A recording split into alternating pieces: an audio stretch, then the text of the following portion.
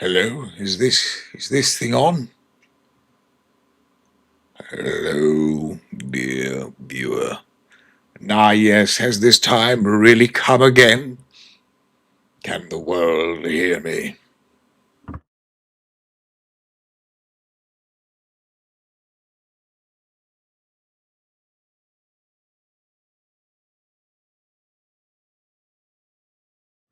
Yes, very good.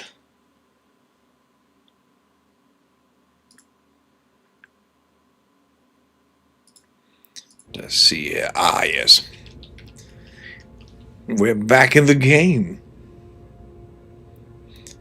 Thank you, Mouse. I appreciate the sound check.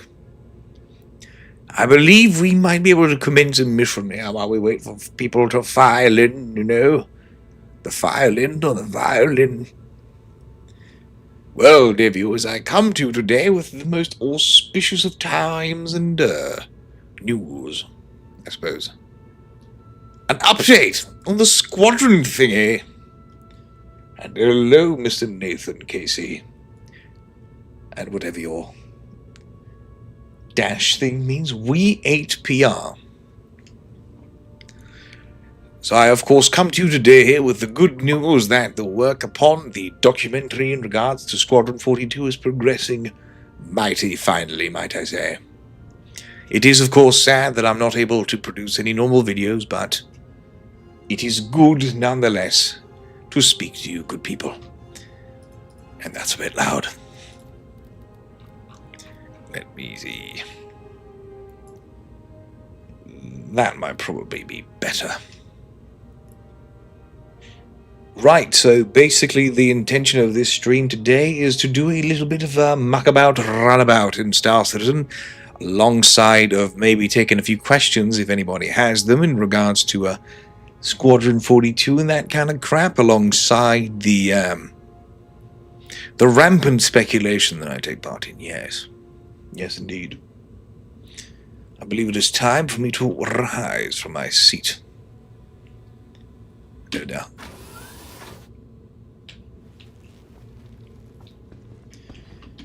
Alright. Perfection. As you can see, I'm dressed as a storm grouper that we just came up with this term for our group in the organization. It's perfect.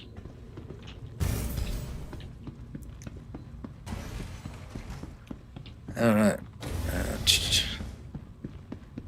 Oh, that is a shame. We are checking out the new missions also that were just added in 4.2, and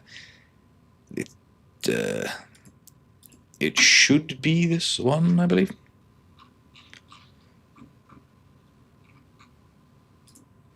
Oh, no location. Very nice. Either this is a bug or completely intentional. So we are just going to do what we usually do, and we're going to go to a place and kill somebody.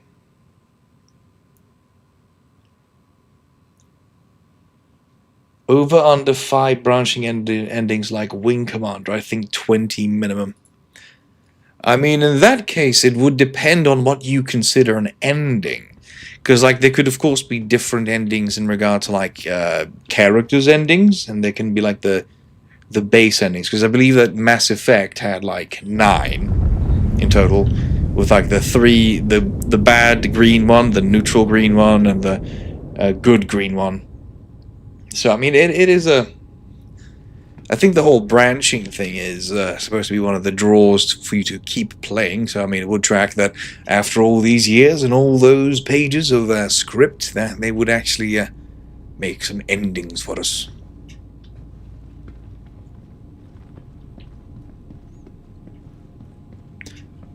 I had the pleasure of watching the CitizenCon of 2015 today, and seeing how Chris Roberts would he brought out all the pages of the script in Wing, or compared and he compared the number of pages from Wing Commander to the number of pages for Squadron 42, and he just drops them right on the stage, and then poor Dave Haddock has to go and pick them up, but he apologized, so I guess it's fine. Welcome to Roberts Space Industries. Enjoy the ride. System check.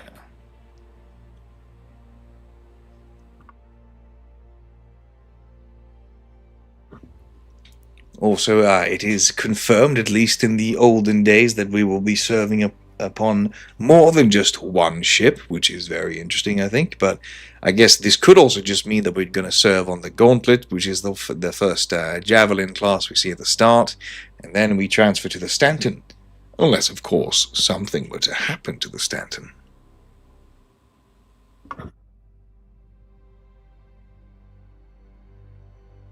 Hello, Bookmen. Or is that Book M3N? That is probably a slur. I'm going to get cancelled now.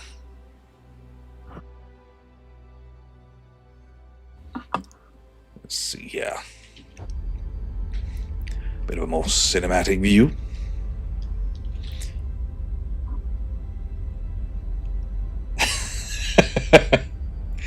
Veteran, I wish you were right. And I had a bit of an argument, a heavy argumentation. You know, we duked it out in the comment section of Captain Katan's latest video, where he asserted that Squadron 42 would release this year during July, and I have no idea how he came to that conclusion. I found it very interesting that he did come to that conclusion, but I have no idea why he would arrive at that point, because it doesn't really make sense to me. You know, considering that they have the big event on Star Citizen's birthday on the 10th of October, which is why we have CitizenCon on the 10th or the 11th like last year. And then, why would you just chuck that in the middle of summer? And then, I mean, it does not track. Yeah, I'm in the comments there, I'm arguing with all the people, you know, that's what I do. It actually, yeah, you're right, it's called Wing Commander 3. It's been out this whole time.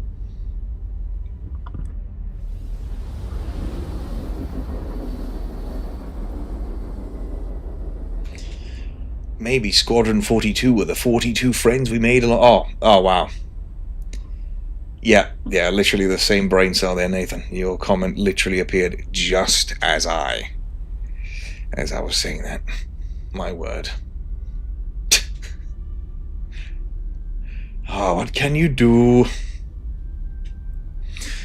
But yeah, I think the endings are probably going to be one of those things that are going to make or break the game, because I've never really thought that the length that Squadron was supposed to have was to be the defining factor. Like, they say it's like 40 hours, but I think in total it'll probably be like 70-ish with all branching missions and that kind of stuff.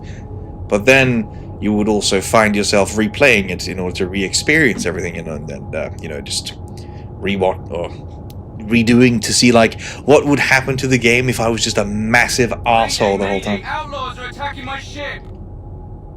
All channels! I'm under attack! Please, if you hear this, help me! Alright, let's see. Not gonna lie, man, I was watching your videos a while ago, streamed them over Discord to my org while we were all playing. Now whenever your vid comes out, I get pings. It's an event. Oh, wow. Well, thank you. I am most scrumptiously blessed by such comments.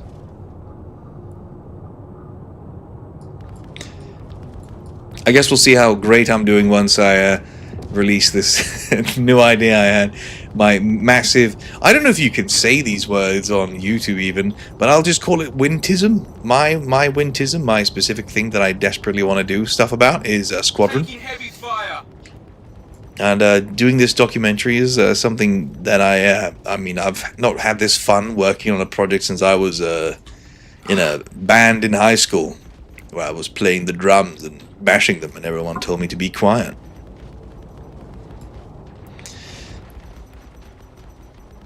You know, I don't think we're gonna win this mission.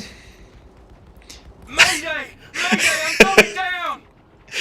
This is not about you. Could you please die quietly? I'm trying to entertain her. Yeah, that... Is he dead? Mission failed.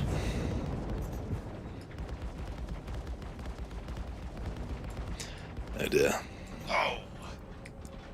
You know what, Mouse? Let's get out of here. I believe that this is not conducive to the longevity of our corpses. Oh dear. Yeah, let's wait until Ivan can join up with us so we can actually do it a bit more casually, because I'm getting, what's it called? Performance anxiety, because I can't perform. And perform. Oh god. Oh dear.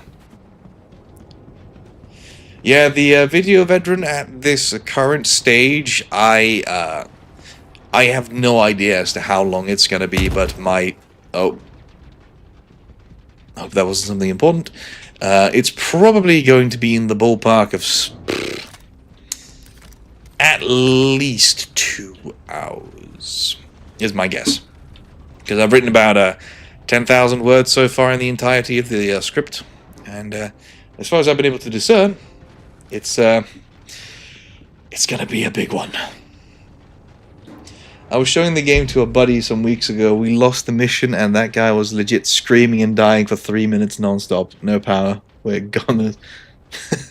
oh no, wait, we don't have any power? Oh no. Oh jeez. This is embarrassing. I'm just going... This is content, everybody. The problem with all these doors is that, you know, you have to open them when you run through the ship. This is very good when you know you need to compartmentalize and not die, but or die of fires, but when you're trying to get somewhere quick, it's not really conducive to that. But I have been coerced and somewhat bullied by my wonderful community on Discord. Discord.gg/herring if you're interested. They have bullied me into seeing the light that perhaps it would be the smarter alternative to release the video as I complete certain chapters. I could lock them open, but that would be smart, and I'll be honest with you, I don't know where the engineering terminal is on this ship, so I have no idea. But depending on how I feel about it once I finish the script, which is the most important aspect of the entire documentary, I will be editing by a year-by-year basis, and if I can, and if I think it's good enough, I will release them as standalones, and then release one big episode once it's finished. Hello, Thunderbird. But yeah, so... as it's looking, I'm probably going to release the first episode, depending on how quickly I'm able to record it. It could potentially release as soon as next week, but no promises there, because I want to finish the script first and make sure all the years are down. Like, there is a lot to cover, and Star Citizen is not even... or Star Citizen is not the main focus, but I, of course, have to sometimes dip into that. And because most of the information that's available is mostly on... Star Citizen, I kind of have to not really make shit up, but I have to really look hard to find information on Squadron 42, because they have, on certain occasions, kept their cards very close to their chest, and in other circumstances, like, hey, we're going to release next year. And do remember, if you don't know, they were saying that they were going to release Squadron 42 in 2015, and that in 2016, that it was just around the corner, that they had some minor kinks to sort out. One of the last major technical hurdles that I heard of today was that one of the reasons they didn't release Squadron on time was because subsumption wasn't done. And as soon as they had fixed subsumption, that would mean that they would release Squadron. And that was in 2016. Now let's... And you can tell by the level of enthusiasm I have for this that it really tickles a part of my brain I did not know existed. It's Squadron-brained. Okay, so that turns on. Isn't there a button to like open it? iPhone? iPhone, help me. How do you open everything? Yes, they have done. They have switched engines 3 times, as far as I was able to discern, Nathan. The first time was the first engine they had was, I think it was CryEngine 3. Then they switched to Lumberyard, and then they began modifying the Lumberyard engine and, by extension, CryEngine more and more and more, and that eventually became the Star engine. So they have basically had 3 engine changes and engine overhauls along the way.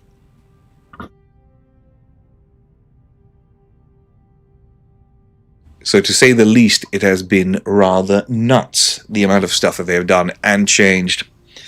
Like, originally, for example, like, just one of the things that I was able to research that I didn't even know about was that Squadron 42 was originally just supposed to be some training missions that were just going to take place in space, and it wasn't going to be anything like this kind of open world, big narrative space opera thing. It was just going to be you flying around, shooting some AI in space, kind of like our Foxwell missions. And then they, because of the amount of funding they did, they then switched to this massive scope, massive scale space opera with a big epic space battle instead. Yes, it's called Subsumption. Subsumption.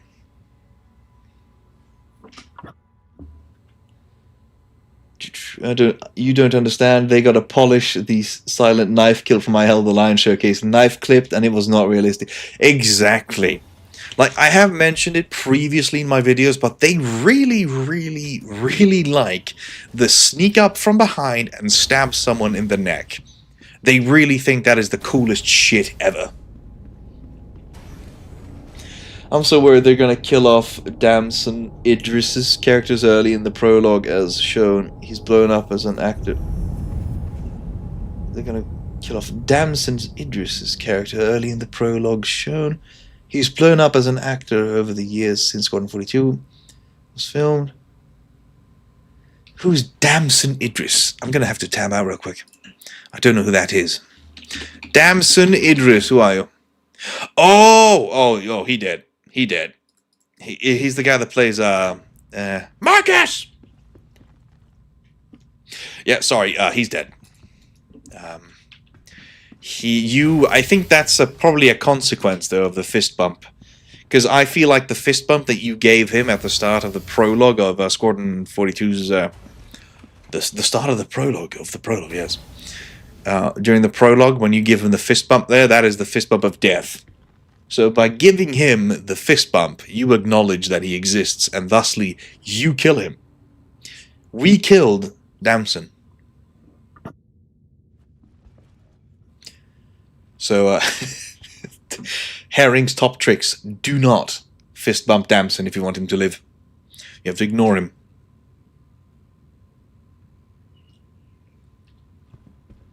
My God, my ship and my crew. Let's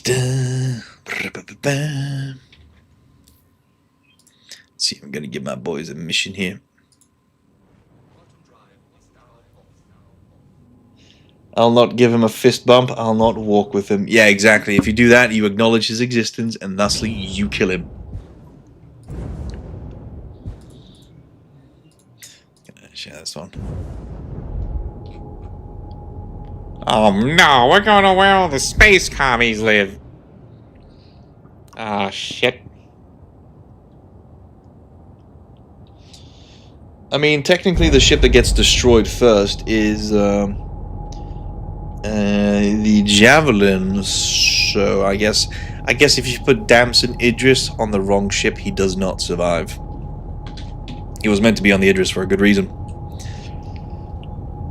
And then also we have the whole Stanton, which I do believe, I mean, this might be spoiler territory, but I have manifested it over the years that there's a possibility, in order to make the character, like the player character, progress, a certain other ship has to be destroyed. So maybe other characters we care about will die as a result of our actions. Which I think is very cool. Like, I can't remember the last time I played a game that actually, like, where I could design such a beautiful character as this, and then play according to my own volition. Like, kind of Mass Effect-y, I guess. Like, Witcher 3, though, even though it's my favorite game of all time, basically, I do believe that, seeing as you can't really make your own character, it's not the same as, like, Mass Effect, where we could customize your boy to be this beautiful. Like, just imagine Gillian Anderson speaking to this fucking face. You know, you're walking up to Mark Hamill there in the hangar. We're gonna go recreate this. We're gonna laugh this out. It's gonna be amazing. So like, imagine you've just gone to your first deployment on the Idris, and this is the first time you're gonna walk up and say hello to Mark Hamill, and it's he's like standing right there. That's where he is right now, and this is me, like walking up. Hello, sir. I'm your new wingman. And then he goes, "What the fuck are you?"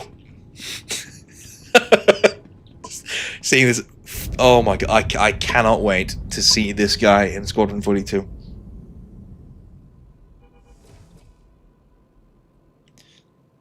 Oh dear. You must remember your Discord. Feel free to join at discord.gg/herring. That's where all the best Star Citizen players ever hang out. Oh, I just can't wait to disappoint Mark Hamill. Like, there are some clips where you can see him during like the interview stages of other actors and of course himself, where he goes like, "Where are you, kid? Come on, I need your help out here," and you can probably just let him die. And that would be kind of funny. Hello, Magic. Welcome to my sort of Q&A-ish, I suppose, if anybody has any funny questions or insights about Star Citizen or Squadron 42.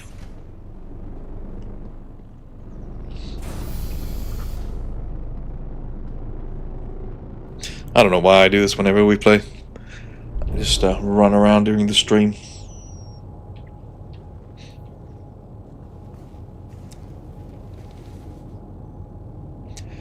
I also have started, as a consequence of my wonderful research, I have to rewatch every single CitizenCon from the very first in 2013 all the way up to 2026. And there are some wonderful cringe moments that I'm going to force you to watch.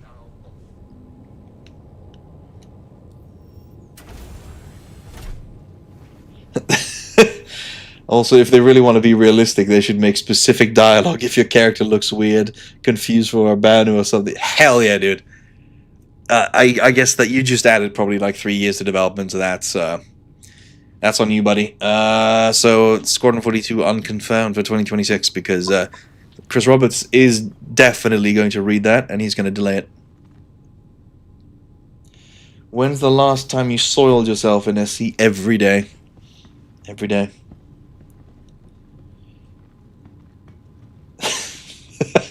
Evening, Commander Hamill. I brought you some more of that cow milk that looks like window cleaner, sir.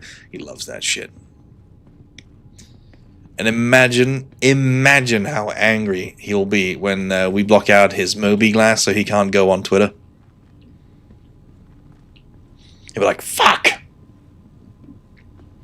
I haven't been able to log on Twitter. Let's go kill some OMC, fucking vandal."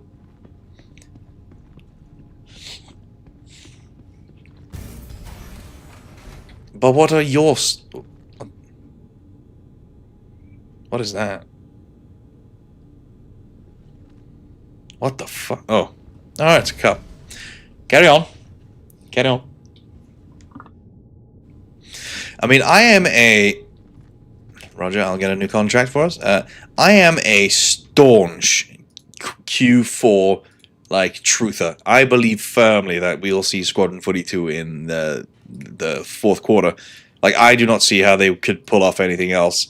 I do not believe in any of the crap in regards to, like, GTA 6. I think that's fundamentally bullcrap, because there's so vastly different games, vastly different audiences, and vastly different attention spans expected as well.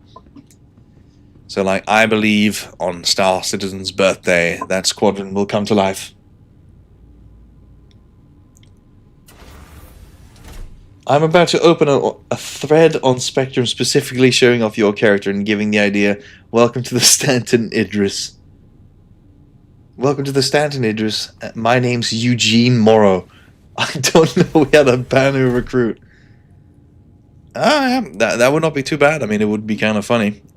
I have never actually seen a game that can objectively tell what character is ugly and which one is not. So they would have to invent entirely new they would have to like take the biometrics of beautiful people and then implement that into the game in order to discern who is pretty and who's fuck ugly. So you just added another 2 years of development. Because I'm just too beautiful.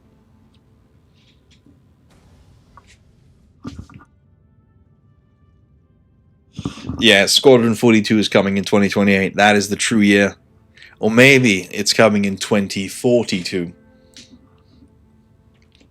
And of course, chilling in the Aesop hall, treating a jug of bleach like Jaeger bombs.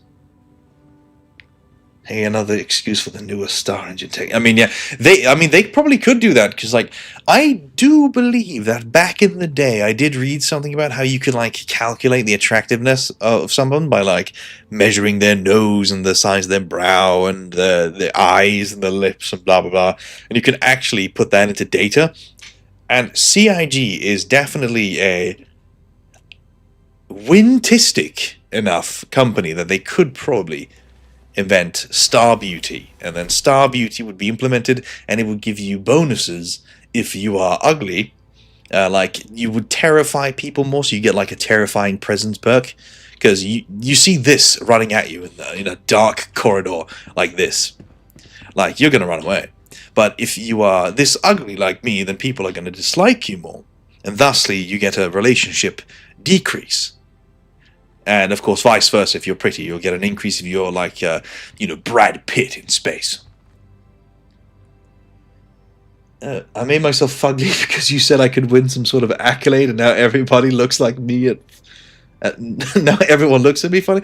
I mean, hey, dude, like, no. The problem with attractive characters is that when you are attractive, like traditionally attractive, nobody remembers you because you look generic. Everyone is so obsessed with trying to make the most pretty or handsomest character and look like a fucking 7-foot-tall Chad in, like, Red Dead Redemption 2, like, when they stand on the porch and they're like, you talk to my lady, I'm gonna have to fucking kill you now because I have a small penis and I'm afraid that she's gonna leave me for another 7-foot-tall man in this game. But everybody remembers Herring because I look like this.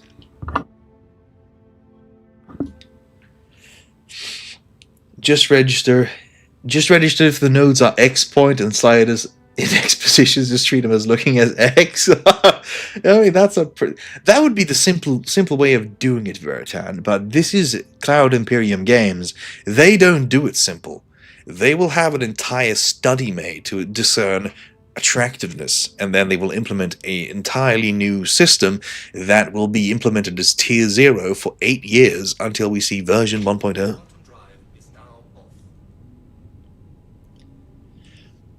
They'll have to remake the trailer with dynamic beauty recognition tech. Hell yes. I would, you know what? At this point, I have waited for this game for 12 years now. I do not give a fuck anymore. I can wait 10 more years. I don't give a shit. Fuck you, Chris Roberts. I can wait 10 more years. Give me dynamic beauty tech, dynamic beauty meshing. I don't give a fuck.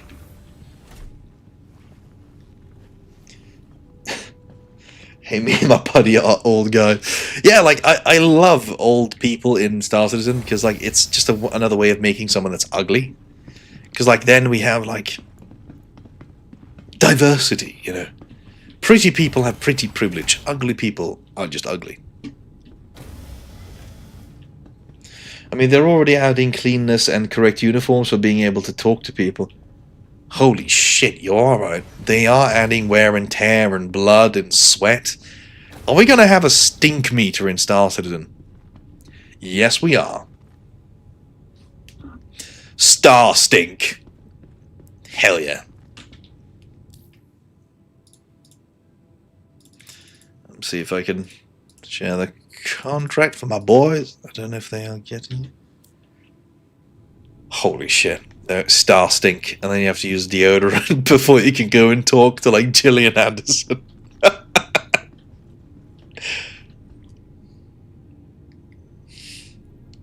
After having a bout of high-intensity pulse bike wall kissing accidents, the medbed just turns you into a half-deflated beach ball person. Star Syndian. I'm not entirely sure what that means. But I believe in Star Stink.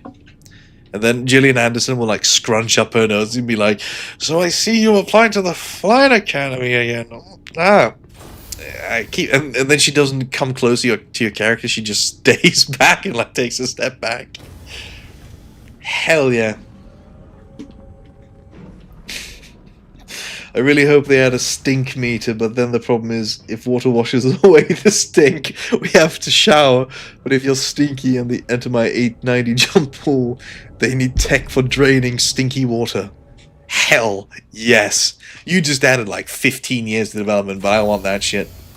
And hello, Admiral Walrus. We just invented a new technology that Star Citizen is required to implement. Star Stink. It'll be a dynamic, meter that shows you how stinky you are and if you need a bath or not.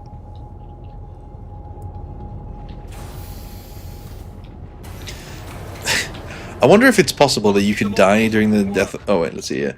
I'm wondering how, like, Death of a Spaceman and replacing limbs will affect being able to talk to people. Perma scars. That was something that they talk about in early days of in the early days of Star Citizen, was how your character would have more and more wear and tear depending on like how many battles you were in and how many you walked away from, essentially. So I mean, it is entirely possible that they will have a version of this, but how soon or when we will see such a thing is anyone's guess. I guess Star Stink is not too far of a stretch, you know, together with the blood and guts and gore and all that. But it is a possibility. Excuse me. I am great. I am good. That's a goddamn herald. That's one thing I really want. Maelstrom. I really, really want Maelstrom in Star Citizen. Oh god. Oh my god. Who needs Squadron? We have Squadron at home. It's all turret gameplay.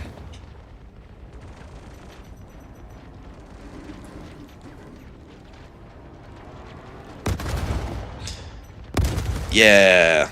Light fighter meta who? Oh my god.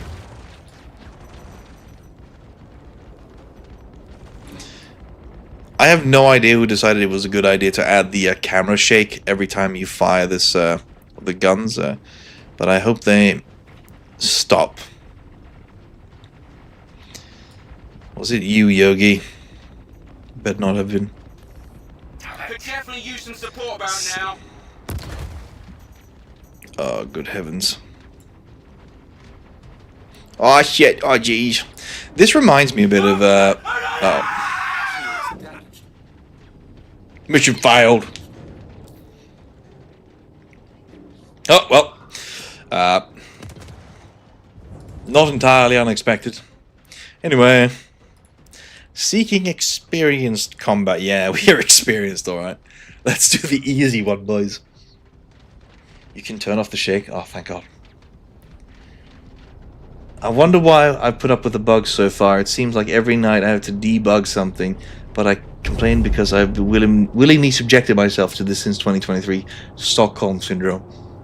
I have been here since the day when we only had the... what's it called? The hangar module, when my PC could not even run the hangar module, where I just ran around my Aurora Legionnaire like a fool. And seeing as I've been here for 12 years now, I definitely suffer from Stockholm Syndrome.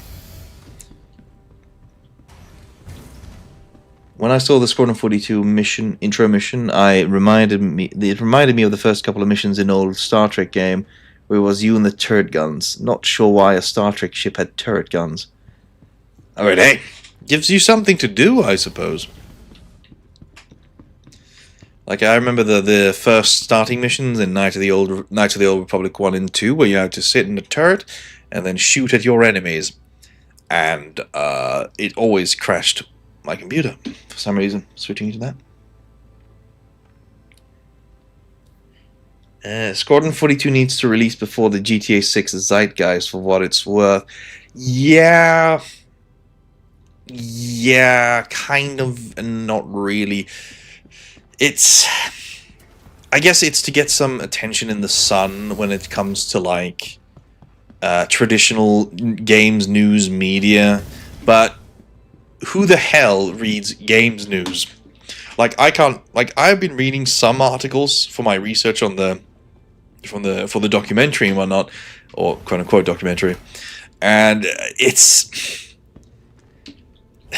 a lot of the better information I find is like on Reddit and on other forums.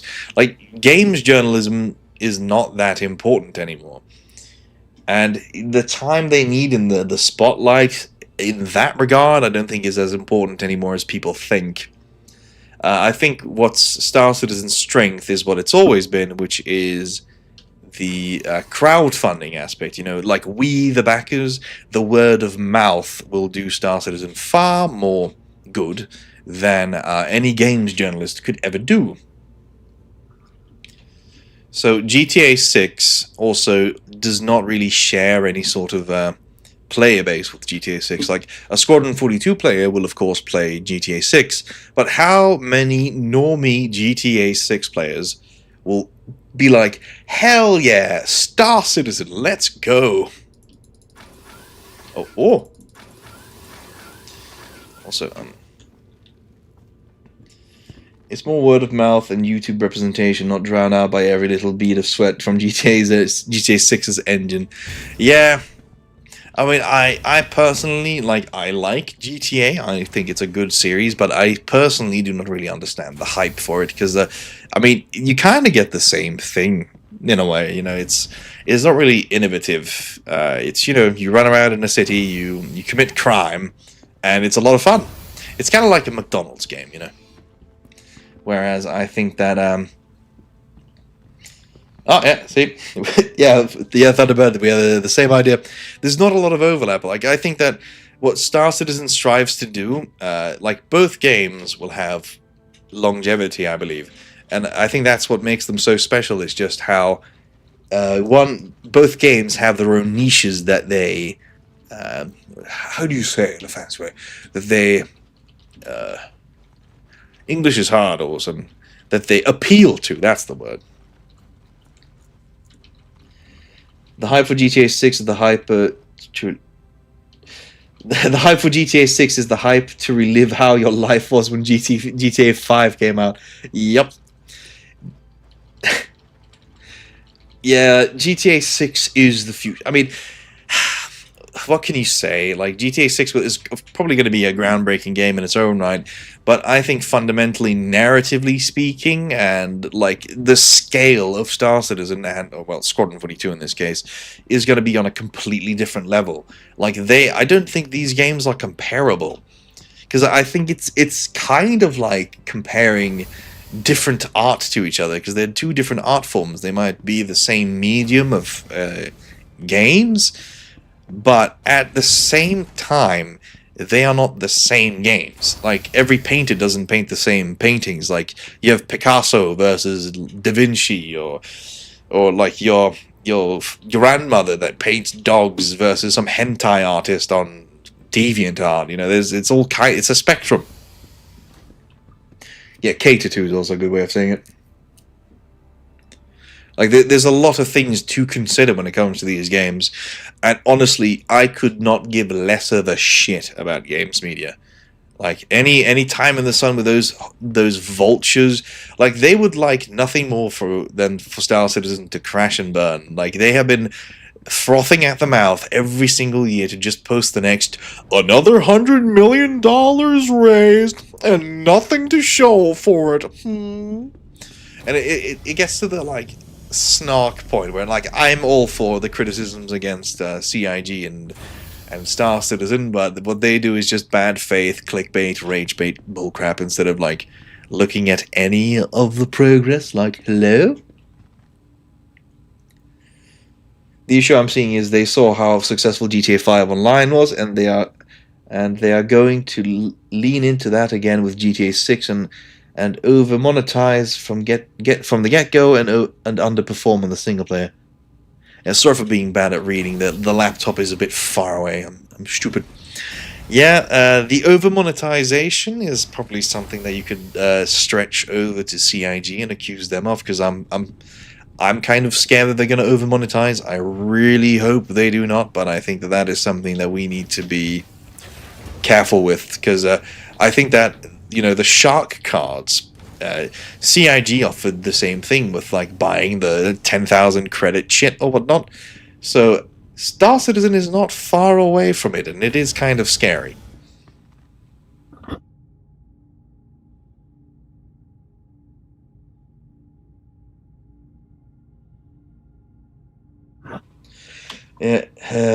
Every positive bit of Squadron 42 in the news will be drowned out by the slop coming. Yes, that is very, very much possible that they will get drowned out. But I don't think that is as likely as one would believe, because of the success of like Skull and Bones compared to that other indie games. Like, indie games have made a massive,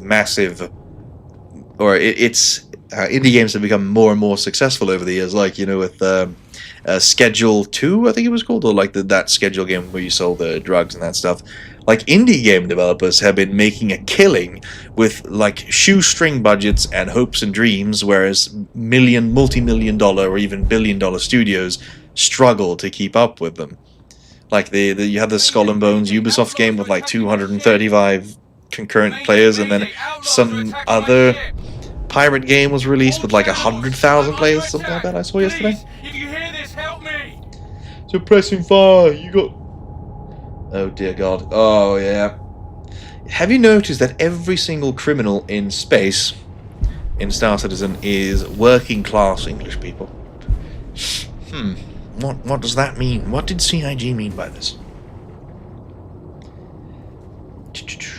It's like releasing a 10 out of 10 indie game between COD and something like a Fortnite season. It won't be seen as much as it would be if it was released before them.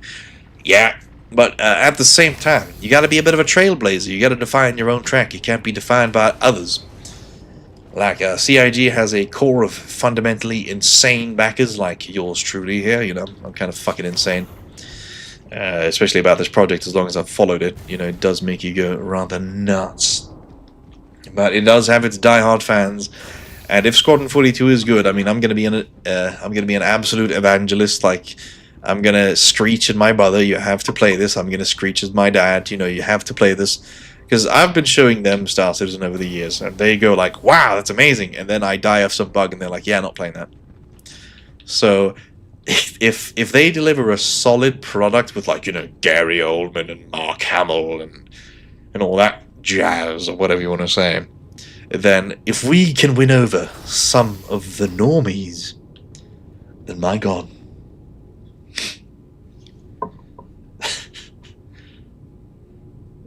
CIG wants you to believe that all British citizens are criminals. What did Chris mean by this? Yeah, you know, Chris is actually half American, so that is probably his American side. Let's see if we can get another thing going here.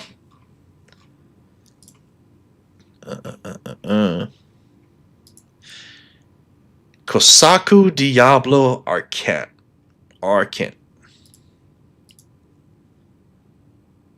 I don't know what this is. I'm just going to take it. Issues a lot of big companies find is they sold out to shareholders and keep having to meet timeframes and what their internal surveys say, and not spending time or passion on making a game they want. Yes, that is also very true. Shareholder-developed games, or games development by committee, is rarely good. And one thing that has made me appreciate Star Citizen a lot more by doing the research that I'm doing now is the sheer amount of times where Chris Roberts has confirmed that his vision that he has for Star Citizen has essentially been the exact same as it was when he was making Wing Commander in the 90s.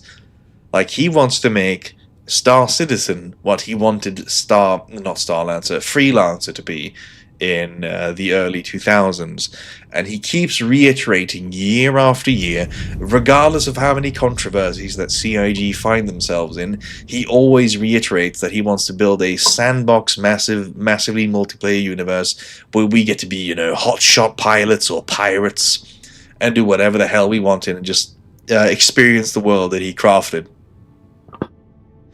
And it's basically the same vision that he's had for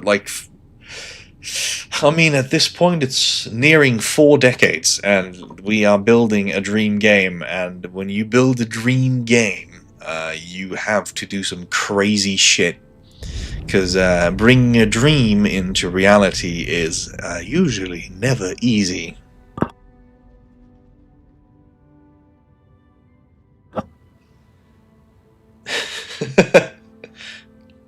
Yeah, they love the silent knife kill. You stab him, you got to give a good stab. You know, it's like English.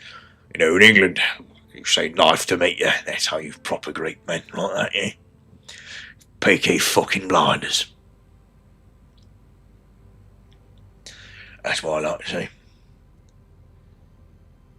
On personal gripe in a hangar right now, all XL hangars should have a free PTV. Yeah, I tried to put down a PTV in my hangar and it disappeared because I summoned one too many vehicles. That was great. That was fun. Excellent. Amazing. But yeah, it's... I really encourage everyone, if you have any sort of interest in like Star Citizen overall, to go back and look at the early days of Star Citizen, like especially with the Citizen Cons. Like they're all a bunch of fat nerds. I want to be absolutely clear. There is so much fat nerd cringe in Star Citizen CitizenCon. Like they're all fat, they're all nerds, they're all cringe. But there is such an amazing amount of enthusiasm and love and passion behind everything that you can't help but to kind of fall in love with the project because of how passionate these fat nerds are. You know, I miss the time of fat nerd development, and that CIG is the only company that has had that fat nerd energy the whole time. Bring back fat nerds. Deleted by Knight Rider CIG. Yeah, that's why I don't go on the spectrum, because I know half of what I'd say would get banned by Knight Rider.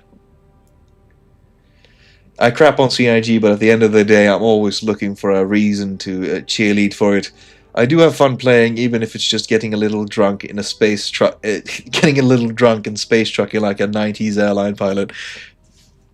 Yeah, I mean I think that's one of the things that make the project and the game special, is how we get to define our own experience. I wish that they would let us do more of this by, you know, further developing the game loops and the kind of missions that we can do. But at the end of the day, they are the only game developer that currently is anywhere close to delivering any sort of experience like this, where we can do whatever the hell we want. Because I refuse to play Elite Dangerous, because that game is way too orange and I don't like Fanta very much. The HDR it's off, Ivan. I do believe that it's just the fact that the light, there's that weird sunlight coming in. Let me double check. Gonna do a little bit of a tab out, yeah.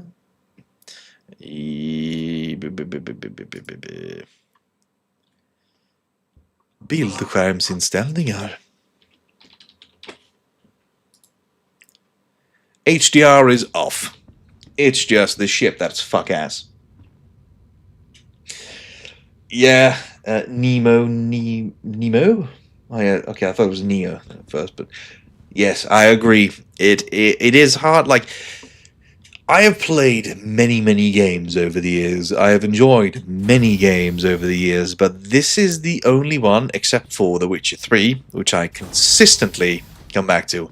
It is the only one that I look forward to actually playing over and over and over and over and over and over. I have a ridiculous amount of hours. Well, I guess this and Europa Universalis 4 is probably my top 3 games of all time that I play the most. Elite's way too grindy for me anymore, but man, is the audio design in that game great. Yeah, once I actually did try and play Elite Dangerous. I tried to give it a genuine go because I was curious to see how the main kind of rival to Star Citizen did. Because my friend was like, you know, they added on-foot gameplay in Elite Dangerous now, and I played it, and it was some of the worst FPS I've ever seen. Like, every single planet we could, quote, land on looked like Yala. There was just grey. Like, wow, I can walk on this planetary surface, and it's literally that asteroid right there. Like, nothing to do. Like, Star Citizen suffers from a lack of things to do on planetary surfaces, but it was this. Just grey, flat, boring shit.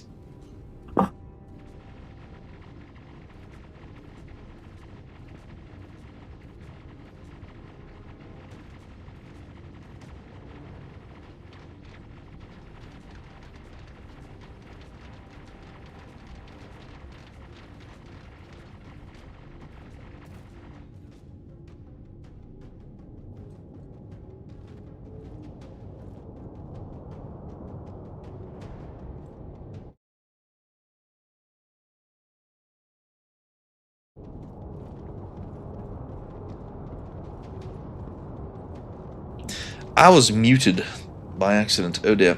Veteran, the channel is open for everyone, so you can join as you please, as long as you don't scream at people. I used to play Elite myself. I didn't like how they did all the expansions. I think I read that out loud, but I probably was muted. Until a year later when they fixed it and made it free. That sounded like Paradox Interactive. Yes, Veteran, that is allowed. After I'm finished with this stream today, I will be going back to my normal chatty ways. Let's talk about the travesty of distribution centers. Oh my god, yeah. Holy shit. That is probably one of the most embarrassing things that they did. That they made such a big fuck-off deal about these distribution centers and how much content they would push, and these cool raids that they were going to promise us, like Raid Shadow Legends in Star Citizen. Hell yeah, we're going to raid them, we're going to steal the thing, and we're going to fuck off. And what they did instead, they started working on something different. Kind of like they did with Pyro as well. Like Pyro, I'm not even a Pyro main stan, but the fact that they started developing Pyro and then immediately dropped it and moved on and then started making Nyx, and now they're probably going to do the same thing to Nyx. Because before 1.0, we still need Castra and we still need Terra.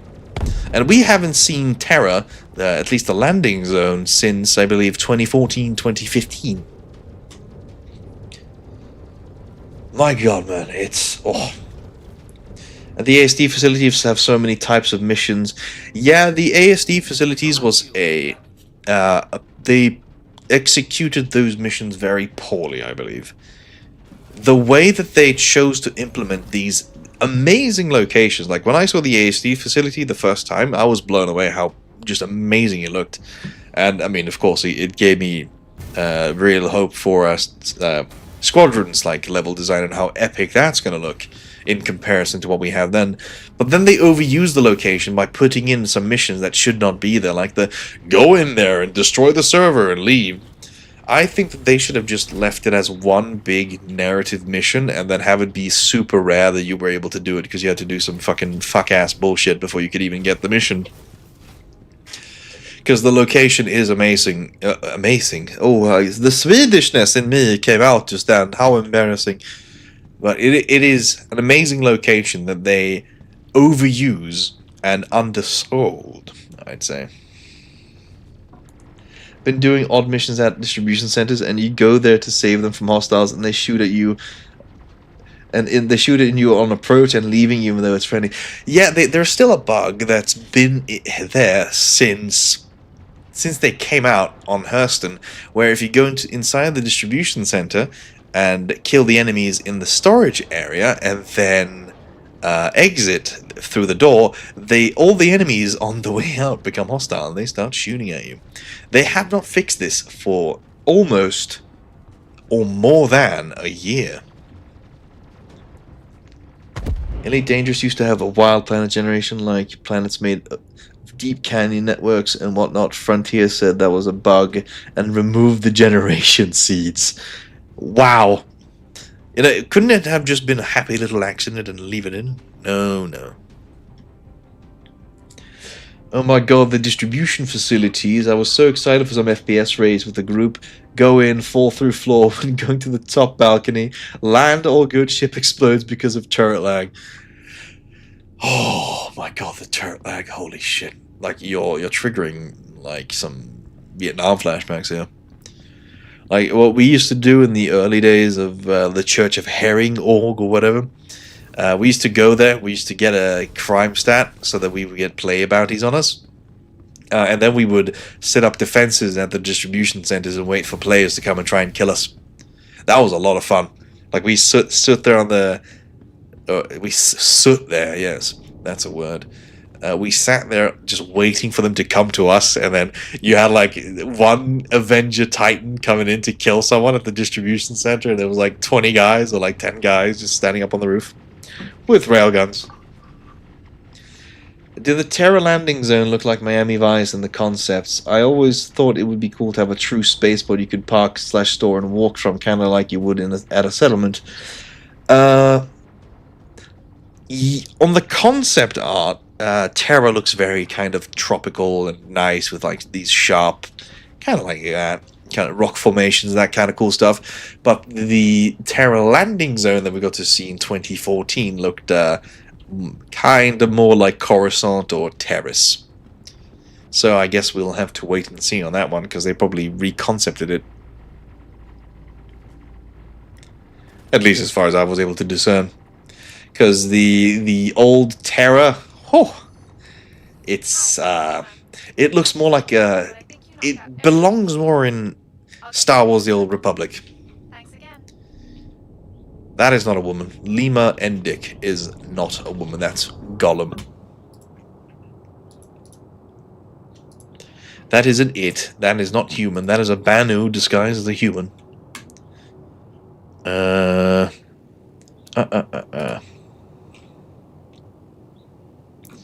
Intersect. I wish that we could sort by employer. Let's do this one. What could possibly go wrong, boys? I believe in you. Apparently not. The mission didn't give me. Or they didn't give me the mission. They saw who what my name was.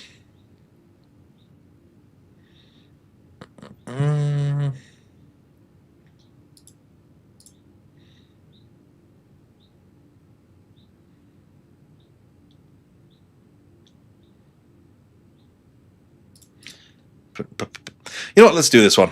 If we all die, we die. Give me filters! Yeah, it is pretty lame that Levski was taken out by a mushroom. Like, we have waited for this location for so long, and they were like, oh my god, help us! There's mushrooms! Ah! And they had no effect on the players. It did not, like...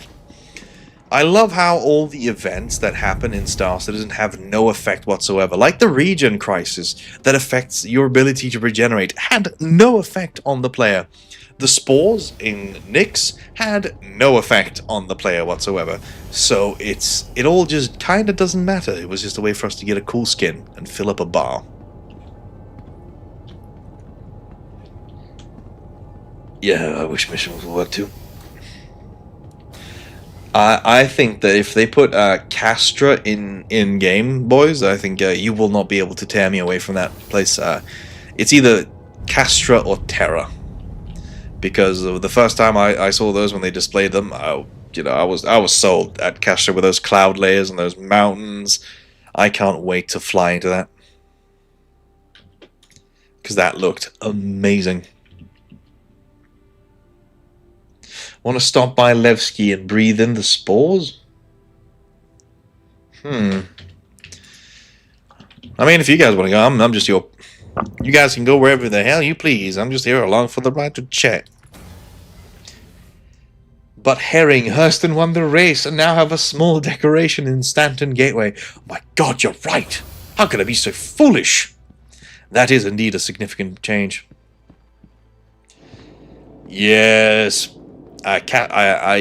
you guys will struggle to keep me away from Castra. And my fuck-ass character is going to be there, and he's going to terrorize the local populace until they banish me to Pyro, where I belong.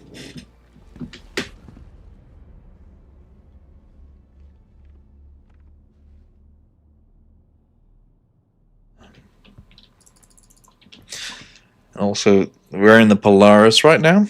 That was released before it was actually ready, so now they're going to have to rework the Polaris and do more work.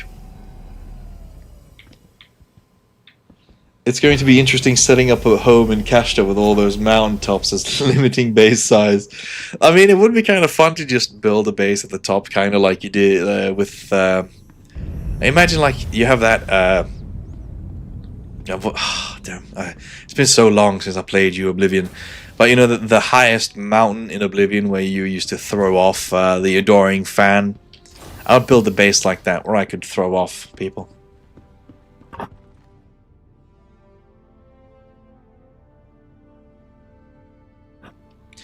Who will be the first person to climb into the barrel of huge Sherman turrets? You're looking at him. It's gonna be me. You will not be able to tear me away from there. EVE players will know something about events affecting everyone's gameplay. I mean, I've never played EVE, so I can't really say how it would. I guess it did have an effect, as far as I was able to understand it, like how the players can affect the player-ran economy by like blockading certain systems and like making it so that people can't use the EVE version of wormholes, if I'm correct. So like trade routes could be shut down by orgs, if I remember that. Make a clickbait video about how you loaded those turrets. I mean, all my videos are just clickbait. Everything I do is just for views. I am a charlatan. I am a liar. You know, don't clip this. Do not clip this and quote me in 5 years when I become lazy as fuck. Do not quote this. Forget I ever said that. That's not true. The events would make major changes that fucked with everyone. You know what? That is precisely the kind of stuff that Star Citizen needs. Consequences, which is something that it lacks far too often. Like some actual tangible consequences that have an effect on the world, and then how we need to adapt to these changes. Like, for example, the spores, where how it would maybe limit our time that we were able to stay at Levski, perhaps, or it would change the commodity prices, where the quarantine at Levski made it so that the prices of everything went up. So selling there would be great for business. Like, wow.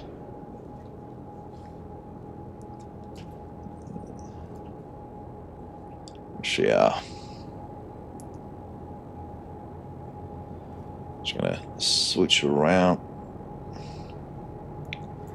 Spent many years playing EVE, but realized it was a job you paid to do, not to mention they broke all my ships. I mean, isn't that what Star Citizen is? It's just unpaid labor. Like, oh my god, Alliance A nearly, that nearly killed me. I struggled with that event. Quote him, make a clip, back up the clip on some drive and release it after 1.0 when Herring starts making tutorials. Yeah. You know, I thought about making a tutorial once, like how to play Star Citizen, like that kind of thing, but then I was like, I do not have the patience for that. Like, and then you enter the scene and you press U to start the ship, and then you press I to start the engine. No, I'm not doing that.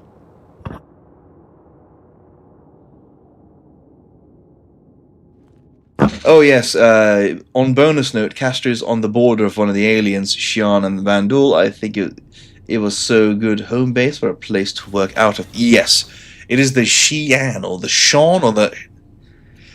I don't even know what the hell they're... Like, is it Xi'an? Jean? John? Sean? I have no idea. But maybe we could get a chance to fuck with the Banu. Or no, the Xi'an for a little bit.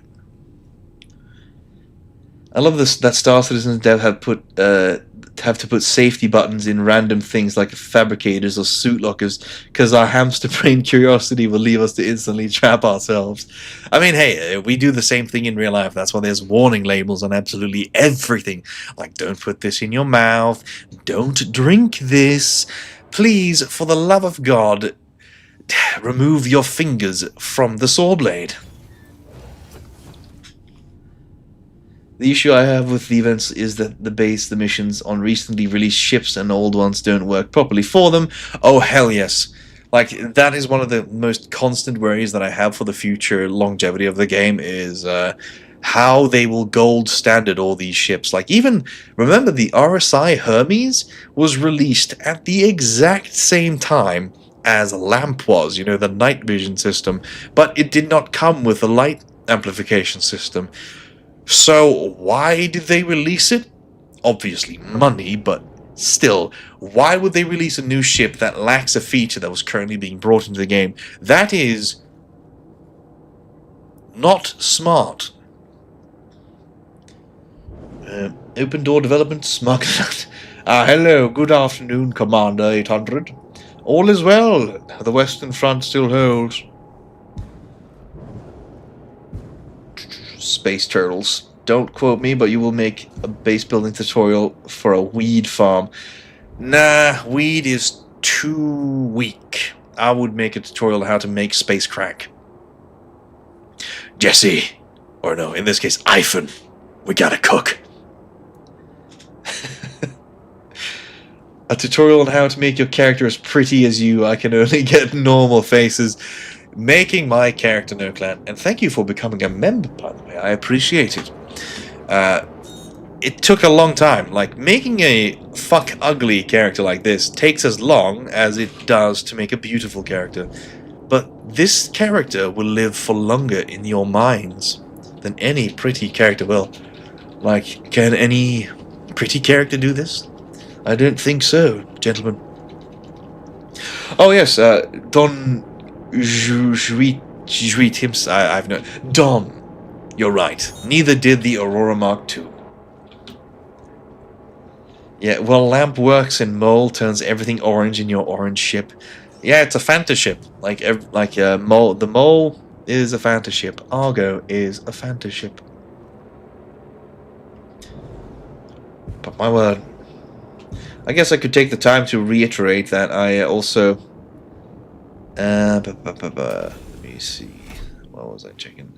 Oh yeah, that I'm going to be releasing the documentary in parts instead of as a full thing. So everyone will hopefully, if all goes as planned, and I finish the script by the end of this week, which is looking like I will, because I will not take a page out of CIG's book, and I will not be doing delays and all that kind of stuff.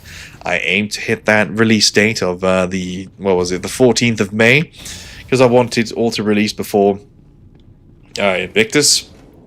But I will be releasing them in installments as I finish them, because I did plan to save resources on my PC and just do an edit per year.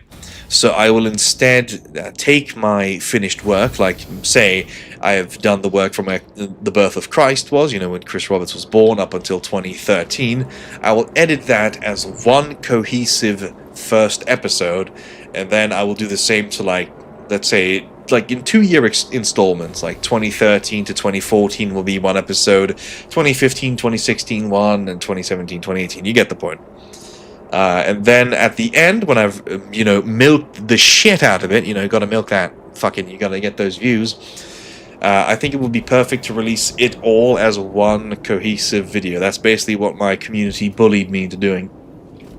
They kept saying to me last night, Herring, you have to divide it into several pieces and release them one at a time, because that's better for the longevity of the channel and better for the documentary, so more people will see it. And I was inclined to agree. You know about holding a weapon and using numpad to give us silent hand commands? Try it while holding a med pen. Oh. Coyote. Okay, there we go. Yes, 4 times the views. I mean, yeah, his name is Christopher, so it is the birth of Christ. Christopher. So yes, I will be milking it for the sake of the channel and for as many people as possible to be able to catch on and see that this is a thing that's in development, because I have been wondering for several years now why nobody has done a project like this, and of course I understand why. It's a lot of research and it's not easy. It takes a lot of time to gather the sources, finding, like, I found out stuff that I completely missed during my first Squadron 42 Forever 2 Years Away documentary video that I tried to do. That I will say I failed at that.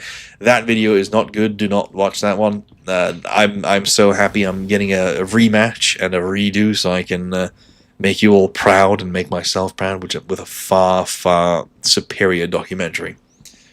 Because I've waited for years and years for somebody to make a video on the developmental history of Squadron 42, even if it was up until like 2018. I still wanted to watch something like that, but I've waited for years now for somebody to like cohesively put together just one massive documentary video where it covers all of it, so that you can get caught up if you know nothing about it, that you can understand as a newbie to the game, like how fucked the development of these games have been. But, you know, I came to the point, and sorry for rambling at this point, but I came to the point where I realized that fine, I'll just have to fucking do it myself. You know, it's,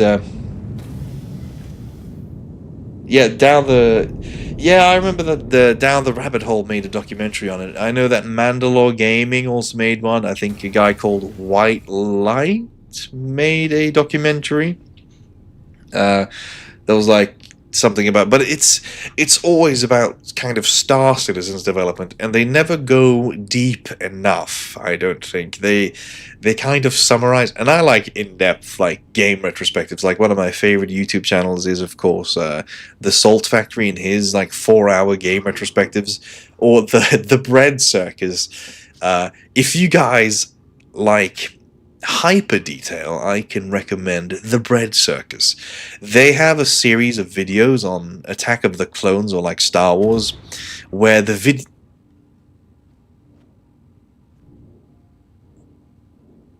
videos are about 12 hours long, and the guy that makes those videos, when he sees the ship on the screen, he'll be like, that is a Corellian SC45, and that one also comes with these things. As you read in this book that was released in 2003, we can discern that this ship has 4 engines, and he goes off on a tangent, and the video is 12 hours fucking long. I'm not shitting you. And that's part 1. It's amazing.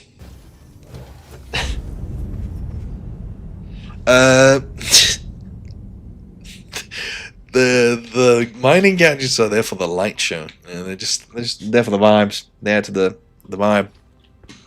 But I basically came to the conclusion that I want, for better or worse, to give the community a resource where we can all look back at this horrifying project.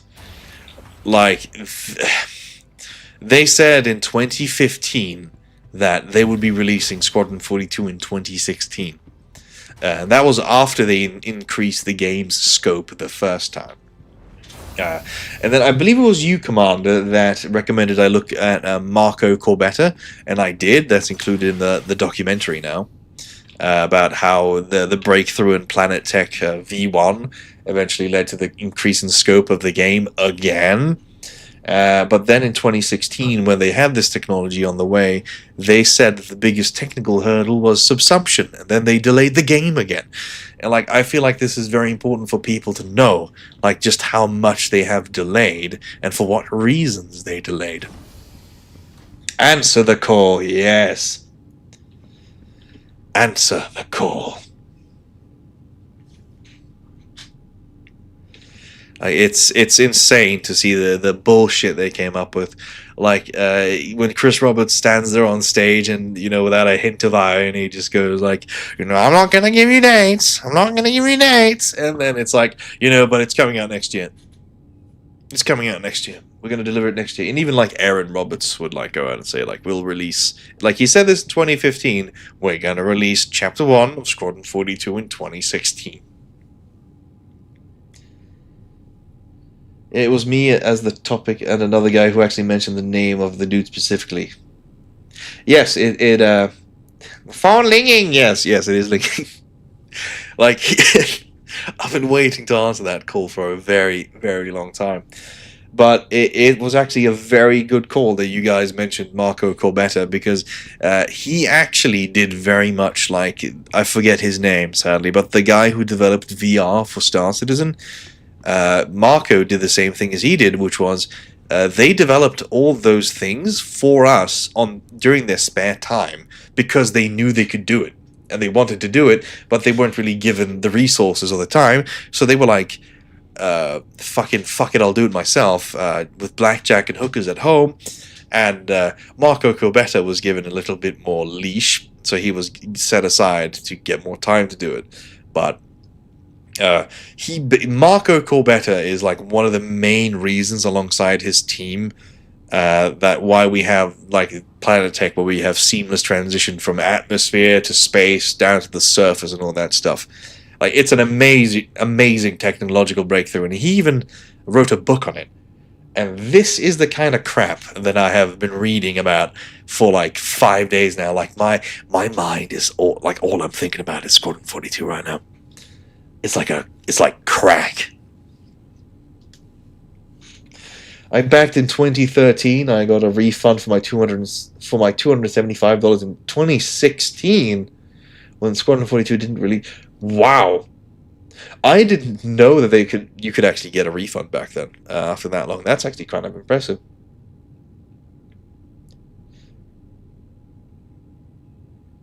Star Citizen in VR is just so what? Everything's so much. I've seen that people are saying that everything's just huge. Yes, he wrote a book called, I think I read it briefly today. It's already escaped my mind, but it's like procedural generation, planetary procedural generation in games, I think it's called. So the bastard wrote a book on it, and I think it released in 2024. So that is quite interesting. Like, he is like the guy when it comes to procedural planet tech and all that stuff. So CIG, I'm actually going to start researching the, after I finish writing about 2016 tomorrow, I'm going to be, what's it called?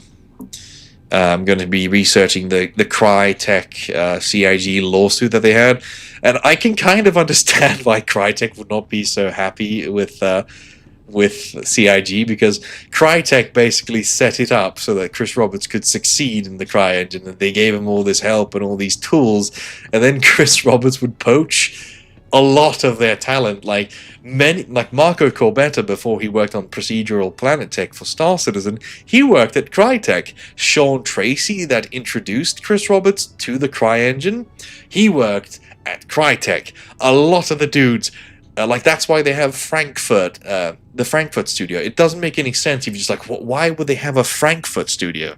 Like, why would they involve Germans in this? Who cares about Germany, right? But no, they took a bunch of fucking employees from Crytek, and Crytek was destitute and like low on cash, so they were like, you know what, fuck you, Chris Roberts.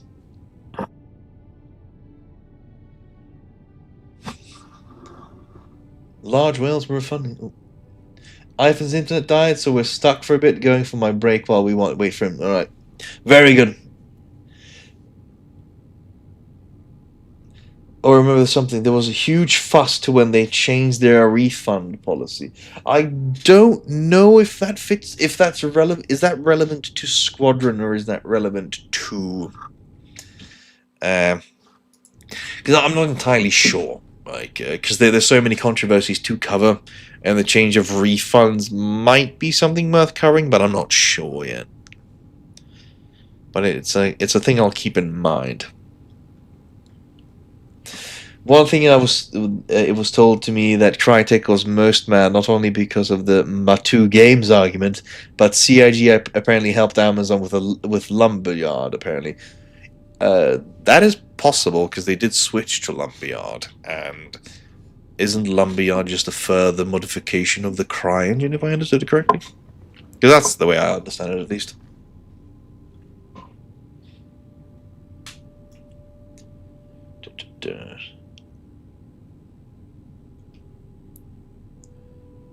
Oh, good heavens.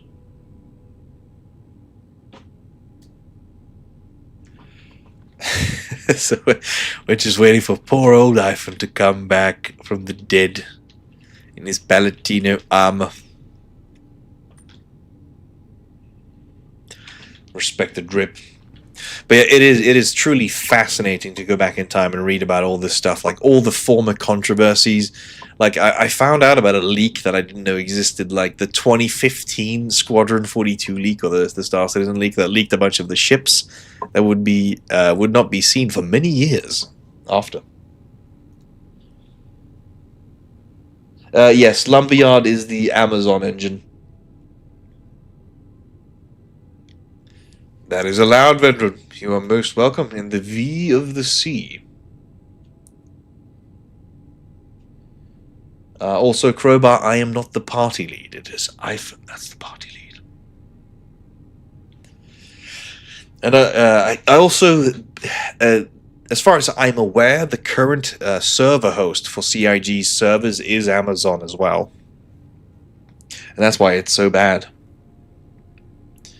Yeah, Crytek having money issues. They sold a copy of CryEngine to Amazon, who turned it into Lumberyard. CIG moved over to Lumberyard for free to stop paying Crytek. Crytek did not like that. Yeah, I mean, I will be. I'll be researching out that, because that was a 3-year lawsuit, I believe. I have my notes somewhere here, but I only briefly looked into it because I didn't want to start researching that complex topic before I was ready. I want to get everything right. I do not want to have a big comment like, "I fucked up, everybody. I got something wrong." I believe it ended in 2017, if I'm correct. Oh yes. Let's see. Crytek lawsuit starts. Okay, it started in 2017. That's when it started, and then it ended sometime. I think it was like 3 or 4 years later. And I forgot where I wrote that down. Oh well, it doesn't matter. I'll be doing that when I'll be taking. Oh wait, no, it ended in 2020. So it was a 3-year long lawsuit.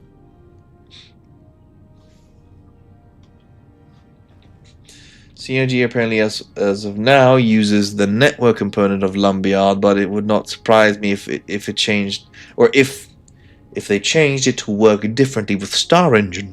Yes, would make sense. Yeah, there's a lot of 30Ks happening right now. I'm surprised I haven't gotten one so far. Like, iPhone crashed and he's having internet issues, so that's why we're kind of stuck here for a moment. But we'll let our boy come back. This was mostly supposed to be a chatty or whatever stream anyway. You know, you don't come to Herring for action. You come to Herring for laughs and information you probably don't need in your life, but it's entertainment anyway, and I love talking about it. Yo, aka or Aka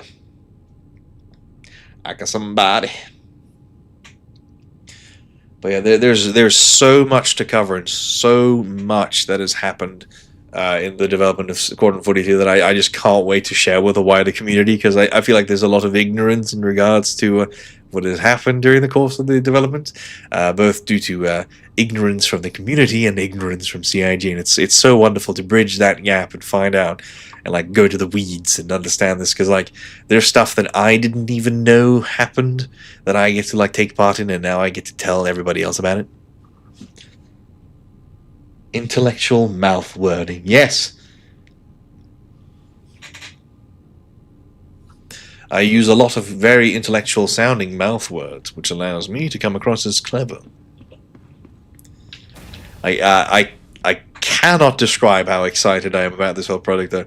Like, I wake up And I'm like, oh my god, I'm going to get to sit down again and research a bunch of crap about Squadron 42 and Star Citizen, and then I'm going to put it into a video, and I'm going to get to edit. It's going to be so much fun. I can't wait. I can't wait.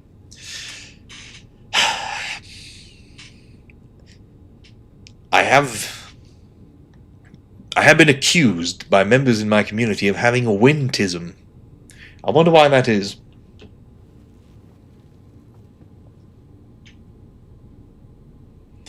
Let me just adjust my seat.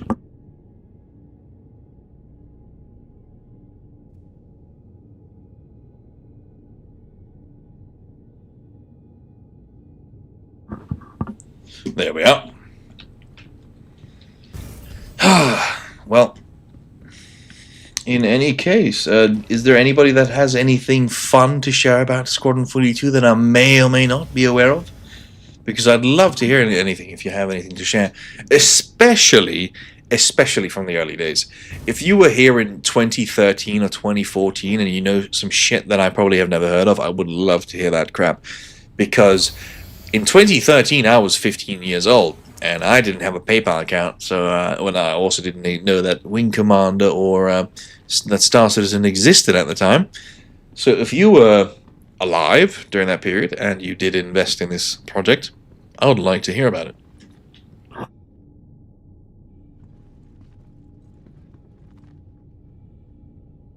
Yeah, it does track that one would forget, because there's just so much. They've put out so much information.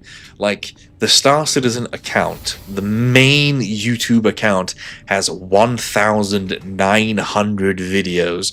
They have several behind-the-scenes series that I partially covered during the course of the documentary, because they start off with Wingman's Hangar, that eventually introduces us, funnily enough, to Jared, who just submitted fun stuff as a fan.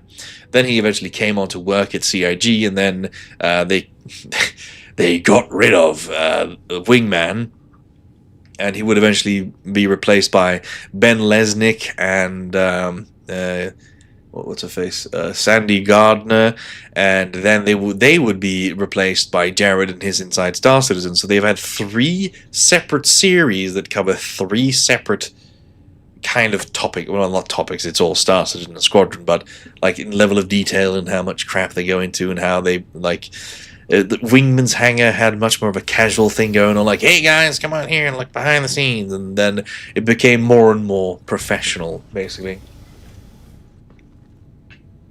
Yeah, it was supposed to be co-op, I remember that. Well, we know Henry Cavill was an original backer and approached Chris Roberts. Yeah, I remember specifically reading that Henry Cavill is such an ultra nerd that he's like, fuck yeah, sign me up. Yeah, the co-op would, if you look back at the scope change, that meaning they reached the stretch goals that they wanted, they added the space battle that we see at the beginning of the prologue very, very late. That was originally not planned to be in the game whatsoever. Squadron 42 was supposed to be just a jump in, jump out kind of tutorial linear mission gameplay. It wasn't supposed to be this epic space opera with multiple branching missions and all that stuff. It was just a kind of a cursory introduction to the universe of Star Citizen. You would cut your teeth in Squadron 42 and the co-op missions, and then you would hop into Star Citizen and earn your money. Or you would start Star Citizen with a bit of money in your pocket. You'd have like a citizenship, and you would be good to go and do whatever you want in the verse and that kind of stuff. But then they reached the stretch goal. The scope shifted to a completely different game, so you can't really have co-op in the new experience. Yes, of course. I remember the briefing room, which only has 1 episode. That is some of the most boring content I've ever watched in my entire life. It also has some board gamer porn at the end, or board gamer free B-roll clips. There at the end where they show off the Asiedo station. There is, however, a lot of very good information in the briefing room. Like, during the course of... Like, I don't know how many people picked up on that, but during the briefing room in 2019, they only released 1 episode. They let slip, or at least told us, that 90% of the game was going to occur in the Odin system. So, the main system that we see in the vertical slice in in 2017, and the one that we got the newsletter of with the map, that's where we're going to spend 90% of the game. So it's like it's just like they let that kind of stuff slip, and it just goes to it just that's what added more to my theorizing, you know, when it came to like where Squadron 42 is going to end and the first game is going to end, and when or where the Squadron 42 2 will start. Because we know that the second, or well, the first title, I guess, or what we know so far, is that the second game in the Squadron series is going to be called Behind Enemy Lines.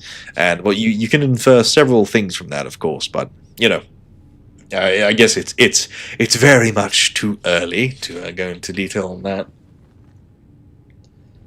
We are going to get our face burned like in Metal Gear Solid 5. That could be the case for why we need to customize our characters.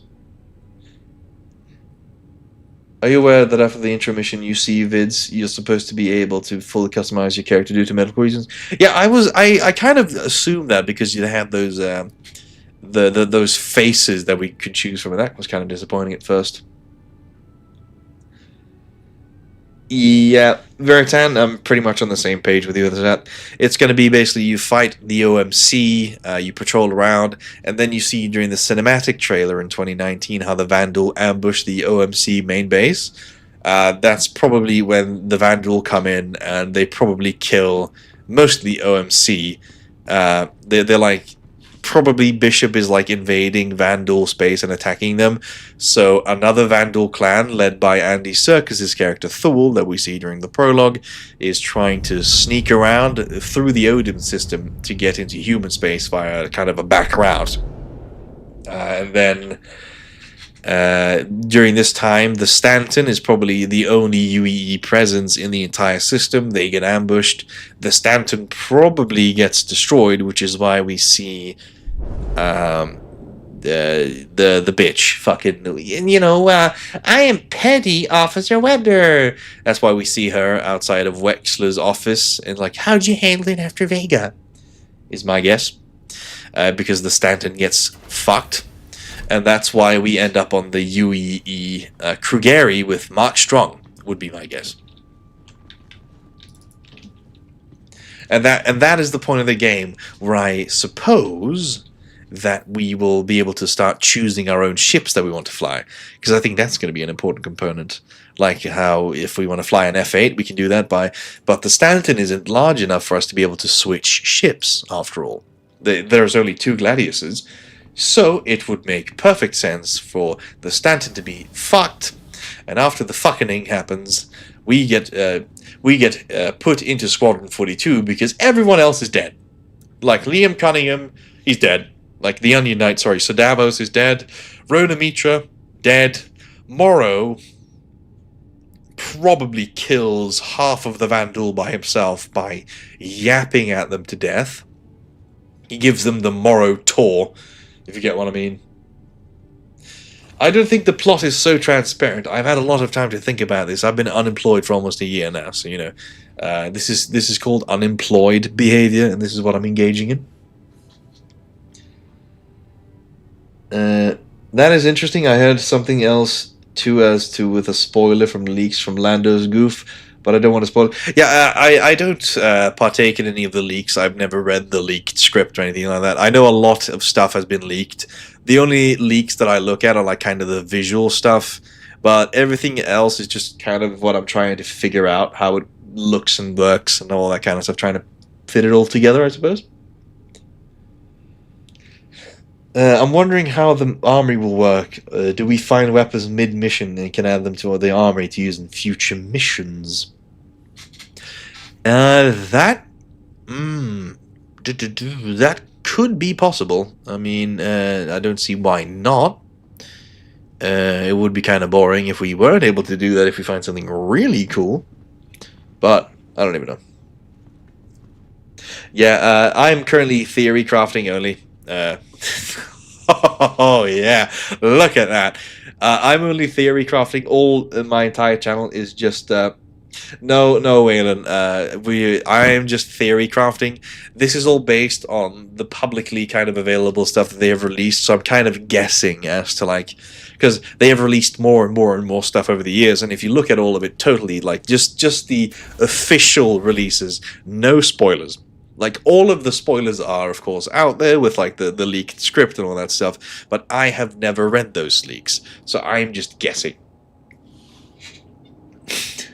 Look at this generic-looking motherfucker. Oh my god, he looks like he's a part of a milk commercial. Buy local milk. Buy local milk. Support local farmers. He's even got a unibrow.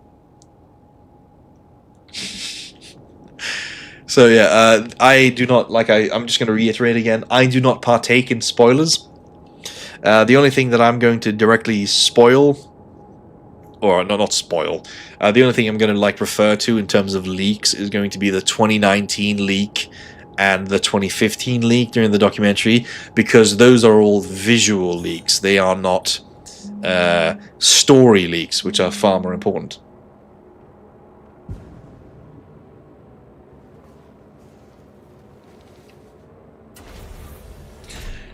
Oh, Rick Ashley, yeah. Like I think that Onion Knight's gonna die. Sorry, that's like he has the whole really sad backstory. You know, when you look at the vertical slice, he's like, you know, sir, you should go and talk to your son. You know, because when was the last time you spoke to your son? And then it's gonna be like, oh, yeah, it's gonna be difficult. It's like, oh, why is it gonna be difficult, sir? Because my son is fucking dead. But he doesn't say that. But like I said, the only leaks or not really spoilers. Like the 2019, funnily enough, spoiler, it only contains, and this is not a spoiler anymore anyway, it only contains some like alternate angles kind of the space battle we see in the prologue. So the only difference it kind of has is how there are less ships fighting. They added way more ships. Waylon, it's not a spoiler. It's not a spoiler. You're fine. You're fine. It's just like they only show a different angle of like a driller firing. It's not a spoiler. Like I will not, if I thought something was a spoiler, I'm not gonna share it. It's just like this was when they were making the trailer for 2019's cinematic teaser. It's basically that trailer. Well, it's heavily inferred that Captain McLean dies. She wrote a recommendation before the Battle of the Flight Academy. Yeah, I've also been wondering that. They have, it's like, I want her to live. I do want Gillian Anderson to be alive and well. But considering also that they had to spoil the... you know, let's not even talk about that. But during the newsletter, one of the newsletters, they kind of spoil one of the major events. And it's kind of, you can infer certain things, blah blah blah. But I'm not gonna say which one because I think that was kind of a bad one. Yeah, I think that she's gonna survive. I don't think that she dies because like you drag her fucking ass into that thing, and then you probably go down to the planet or something like that. I'm not entirely sure. I think you go down to the planet though, which would be kind of cool. And then you get to see the result of the Battle of Vega, which they posted some lore bits about, like the aftermath, where they're like 1 million, like whilst the space battle is happening above that we take part in, like 1 million people or something die down at in the main city of Vega. I believe it's called New Corvo. Yeah, she could of course be bleeding out. That would be a damn shame though. You're just sitting there in a capsule watching her bleed out. That's some trauma right there. Like, I would like to know what happens if you just ditch her ass. Because that would be a hell of a choice. Like, I would never do that. I would never, ever partake in that choice. But if they actually allow us to be like, see ya. Yeah. Drag your own ass out, bitch. I'm done with you. That would be interesting as hell. Like, the more freedom they give us, even if it's to be a massive asshole, I would support that. Because, like, as long as the player gets to choose, then what's the problem? Like, we get to choose if we want to be the Renegade or the Paragon. It's beautiful. What if you saved your Hemosal? I mean, there is a dispenser right next to the escape pod button thing, so why doesn't he just grab another one and just shove it in? I don't know. The door is not closed. Hey, don't worry about that. We don't need doors where we're going. Because, like, the pen, there's a pen dispenser, like, right next to them as they enter the escape pod, so why wouldn't he just be able to do that? Like, there must be some high-tech space... Oh my god, that's sick. There must be some way for you to save her. Like, unless, of course, the plot demands she die.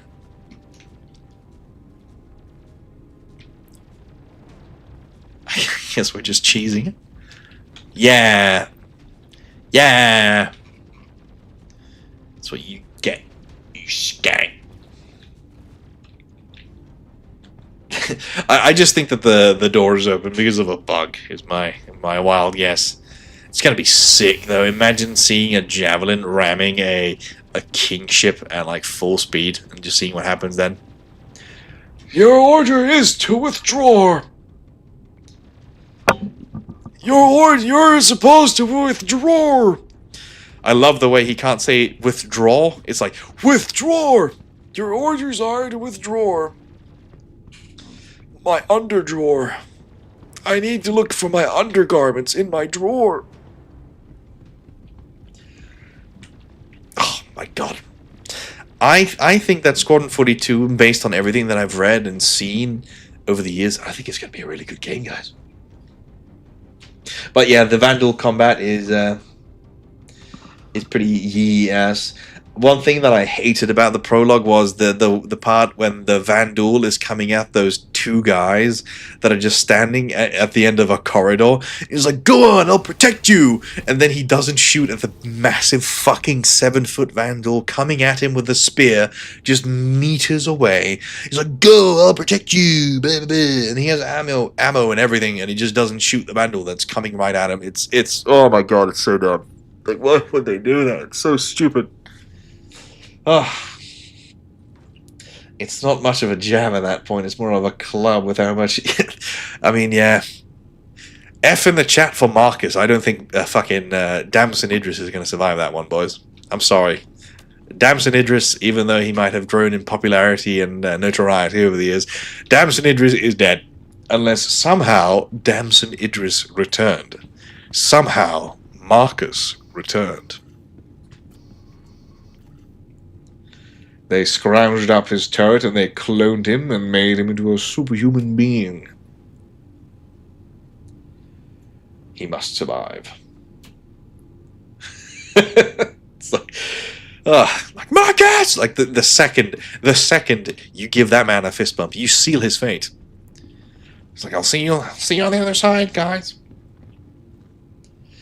Yes, I believe that Goofy is going to show up at the end of Squadron 42 3, or the 3rd chapter, and he is going to be revealed as Admiral Goofy.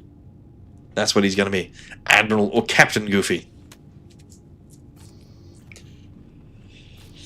Marcus!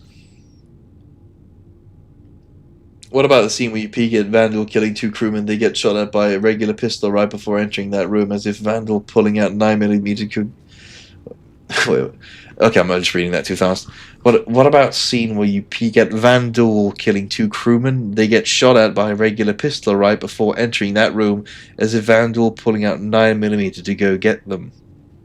Do you mean that they get shot and don't care about getting shot? Because I'm not entirely sure what you mean. Let me dance for you. This is what I'm gonna do. Oh my god, boys. Like, I've waited for Squadron 42 now for so long that I kind of scared at that point what I'm gonna do after it releases. I kind of don't want it to release anymore.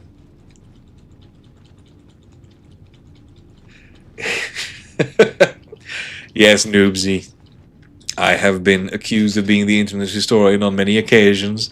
But I'm sad to say that I am in fact not one of his olds. I am not incognito mode, or I guess squadron mode is not who I am. I am just Herring. But I do guess that we are accused of being the same person or sounding similarly because we have pseudo-British accents. Because neither of us are British, but we sound kind of British.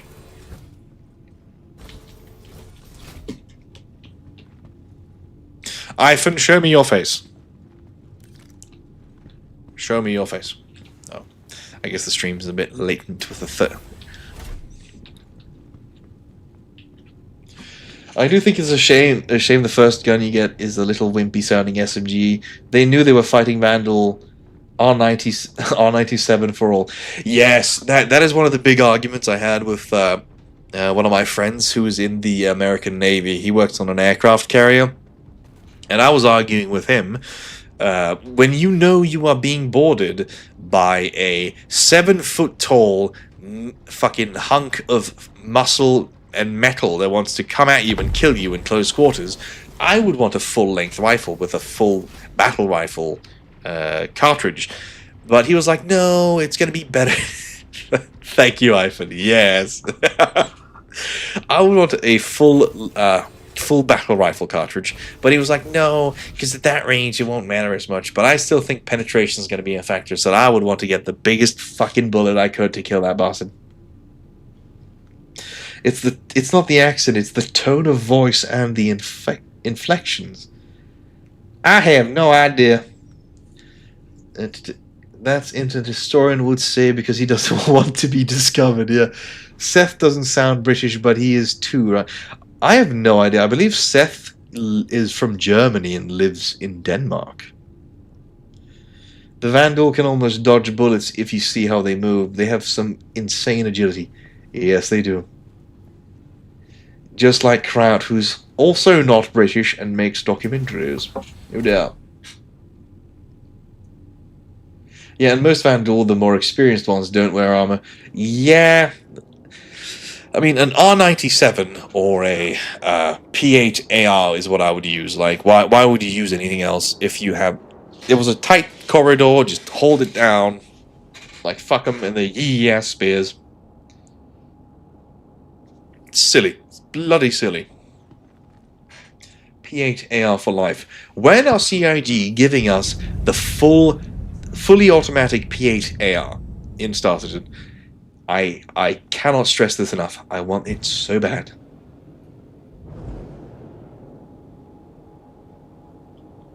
Like it's growing. I'm growing weary of waiting, Chris. Give me. My word.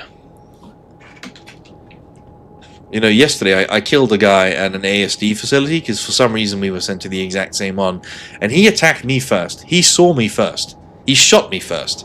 But somehow, I hid behind a box and then managed to kill him. It's restricted to military personnel only. You need a Class 3 license to buy one, Herring. Look, when I'm in Pyro, I don't need any license. This ain't California, baby. I can get whatever the hell I want. California compliant, my ass.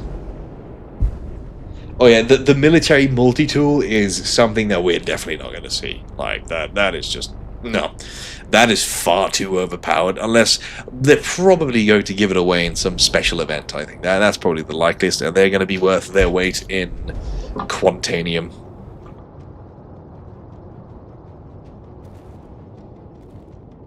You got a license for that F-7A, love, alright, you got to show me your license.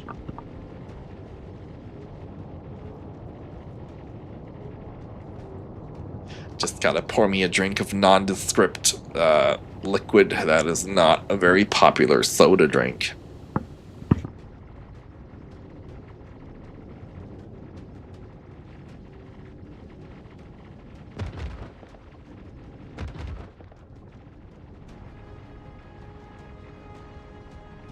You know, the military multi-tool could be a reward for finishing the campaign. That would be pretty sick. That would give incentive to actually play the campaign.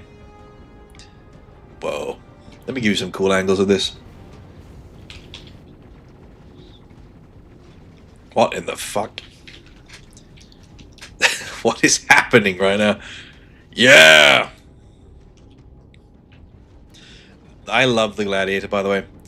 It's one of my favorite ships, and I desperately hope that they add the T8A to the game one day. The military version of the ship.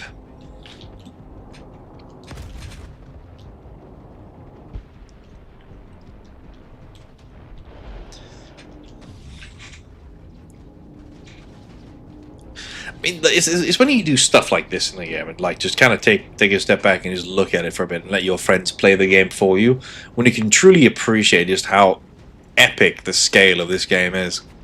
Like, sure, the AI is retarded, and yeah, it's doing what it's doing, but the scale of the game and how it plays overall is unbeatable. And that's why I keep coming back, because I hate myself.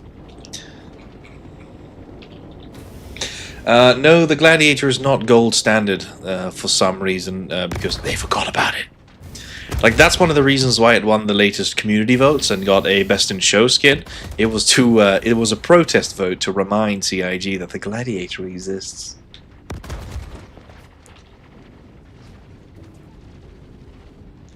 I need more people to play with to do good fights. The new fleet fight should be interesting. Yes, feel free to join the Discord. Discord gg.or/herring, because we do all kinds of crazy stuff all the time. And we have no fun requirements, like you don't need to be on a certain amount of time during the week. We don't have a certificate system, so you can fly whatever ship you want. As long as you're not annoying and bring good vibes, you are welcome.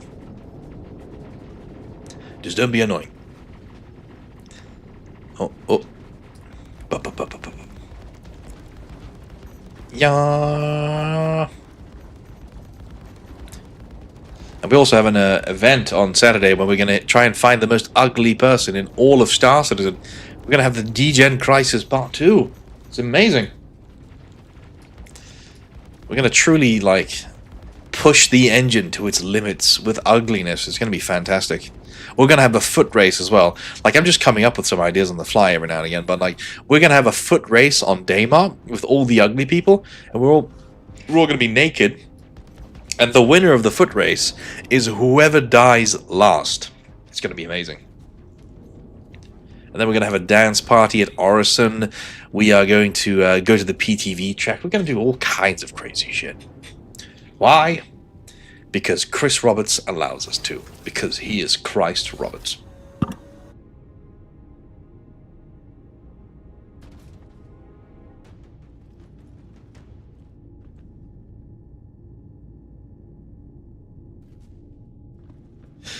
Oh wait, I forgot to put in the link. Let me just do that real quick. I'm a goof. I'm a gaff. I'm just gonna tab out real quick. I'm just gonna make sure to put the link to the Discord and the organization right in our bloody thing right there at the bottom. See?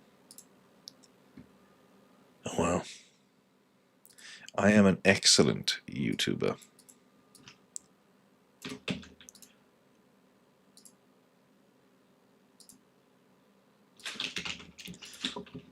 And there we are.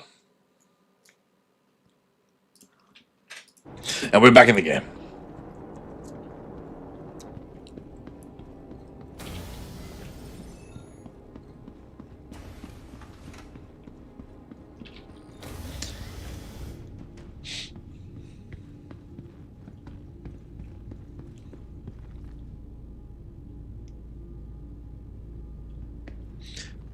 Oh yes.